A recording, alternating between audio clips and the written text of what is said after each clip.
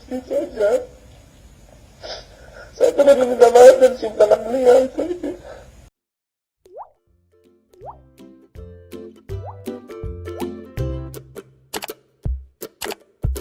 Kepada Habib Lutfi, dan saya akan pengen cium tangan beliau ya, karena Habib Lutfi itu ulama, bukan sekedar ulama, dan beliau min zuriyati tadi. Kami termasuk orang-orang muhajirin lah, orang-orang yang mencintai habaib. Dan Habib Lutfi itu memang sama sekali saya ingin sampaikan isi hati saya, bahwa saya itu nggak benci sama beliau. Saya itu nggak membenci beliau dan nggak punya masalah sama beliau, dan saya mencintai beliau. Cuman alasan komentar saya itu disalahpahami oleh banyak orang, kemudian digiring kepada opini lain dalam tanda kutip bahwa saya menghina Habib Lutfi saja. Saya cuma minta maaf dan cium tangan